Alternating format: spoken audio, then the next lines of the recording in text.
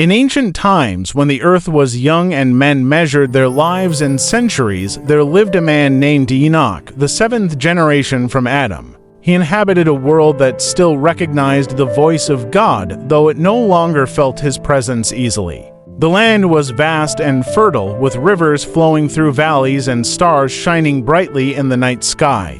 Yet, beneath this beauty, a darkness grew. Violence entered the hearts of men, pride took hold, and worship became routine, with the name of the Lord spoken less with reverence. Enoch was the son of Jared, a man of enduring strength.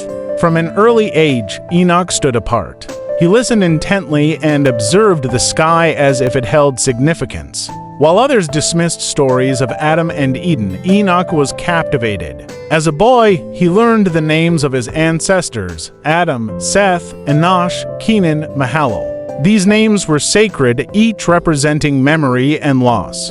By the time Enoch reached adulthood, the world was rapidly turning away from God. Enoch married and built a household. He worked the land, tended animals, and raised his children. His life looked ordinary to those around him, yet his heart remained unsettled. At night, when his house slept, Enoch would step outside. He would look at the stars and feel a pull he could not explain. He sensed order where others saw chance. He felt watched, not with judgment, but with care. He prayed without words. He listened without sound. Many men of his age sought power or reputation. Some chased pleasure. Others feared death and tried to outrun it through monuments and offspring. Enoch sought none of these. He sought God, yet God felt distant. The heavens were silent. The world grew darker. Wickedness became bold. What was once whispered was now praised. Enoch's heart ached for something he could not name. When Enoch was 65 years old, his son Methuselah was born. The moment changed him. Holding the child, Enoch felt the weight of generations yet to come. He felt time stretch forward and backward all at once. In that moment, the silence broke. God spoke, not in thunder, not in fire, but in certainty. The voice did not echo through the air. It settled within Enoch's spirit. From that day, Enoch walked with God, not occasionally, not in ritual. He walked with him in the fields, in the valleys, in the silence of dawn. God taught him the ways of righteousness, the order of creation, and the sorrow that filled heaven over the direction of mankind. Enoch learned that Methuselah's life would mark time itself. When his days ended, judgment would follow. The knowledge shook Enoch, yet God did not burden him with fear. He burdened him with truth. To walk with God was not to leave the world behind. It was to remain in it with open eyes. Each morning, Enoch rose before the sun. He stepped onto the cool earth and felt its steadiness beneath his feet. He spoke to God as one speaks to a companion walking beside him.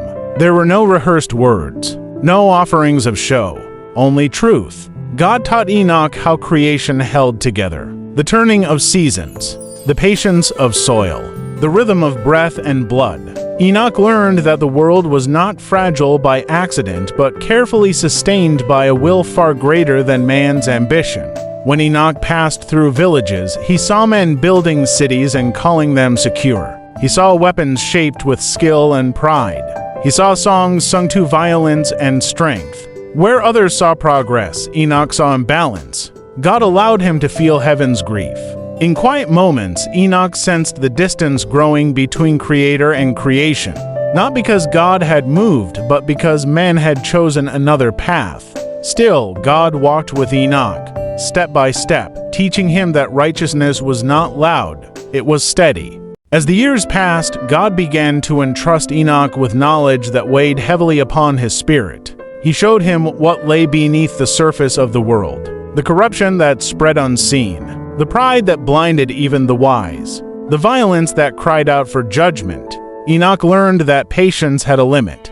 He learned that justice did not sleep. The knowledge pressed upon him like a stone upon the chest. Many nights he could not rest. He knelt on the ground and asked why such things must be shown to him. God answered with stillness. Enoch understood then that knowledge was not given to satisfy curiosity. It was given to prepare a witness. So Enoch began to speak more openly. He warned of consequences. He spoke of a coming cleansing. He reminded men that their lives were borrowed, not owned. Some listened for a moment, then turned away. Others mocked him openly. They said the earth had always endured. They said death had always waited, yet never conquered all. They said judgment was a tale to frighten children. Enoch did not argue. He delivered what he was given, then returned to walking with God. God opened Enoch's sight beyond what human eyes could bear. He was shown places where light was not blinding but gentle, where order reigned without effort. He saw angels whose obedience was complete, whose purpose was clear. There was no pride among them, no rivalry, only alignment with the will of God. Then he was shown darker places. He saw confinement prepared for those who rebelled. He saw fallen watchers bound, their former glory reduced to regret and waiting. Their knowledge had outpaced their obedience, and it had destroyed them. Enoch trembled at the sight. He was shown the movement of time, the rise and fall of generations. The patience extended again and again to mankind. He saw that mercy was vast, but not endless. God commanded Enoch to record what was permitted and to seal what was not. Some things were for distant generations, not his own. Enoch obeyed, though the writing cost him sleep and peace. Enoch's separation from the world grew clearer with each passing year. Men grew louder in their corruption. They celebrated what once brought shame. Power became virtue. Desire became law. Those who restrained themselves were mocked as weak. Enoch stood apart, not in isolation, but in refusal. He would not bless what God condemned. He would not remain silent when truth was needed. He spoke plainly, without ornament, without threat. Some feared him, others hated him. A few followed him from a distance, drawn by the steadiness of his walk rather than the sharpness of his words. Enoch did not build a following. He did not seek a legacy. He sought alignment with God. He walked this way for centuries, aging in body but sharpening in spirit.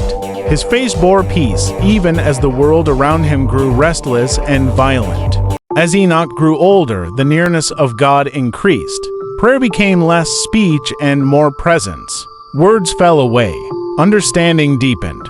God shared with Enoch the sorrow of watching creation distort itself, the pain of waiting while men chose pride over humility again and again. Enoch felt this sorrow keenly. He wept often. Yet within the sorrow was assurance. God was not absent. He was patient. He was just. Methuselah aged slowly, his life stretching long across generations. Enoch understood what his son's life represented, a measure of mercy extended. Enoch sensed that his own time was drawing close, though no date was spoken. One day, as Enoch walked, the world felt lighter. The air carried stillness, not silence, but anticipation. The ground beneath him seemed less heavy. His steps slowed, though he did not tire. There was no fear in him. The presence of God surrounded him fully now, not beside him, but within and beyond. The boundary between earth and heaven thinned until it no longer resisted. Enoch did not collapse. He did not suffer. He stepped forward. In a moment beyond time, the burden of flesh fell away. What remained was life, clearer and fuller than anything he had known. God took him. Those who searched later found only absence, no body, no grave, only the memory of a man who had walked differently. Enoch left behind no throne and no monument. He left a testimony that endured, that a man could walk with God in a broken world, that obedience mattered more than applause, that faithfulness could carry a soul beyond death itself. Generations passed, wickedness increased, judgment drew nearer, yet the story of Enoch remained, whispered and remembered, a reminder that God still walked with those willing to walk with him.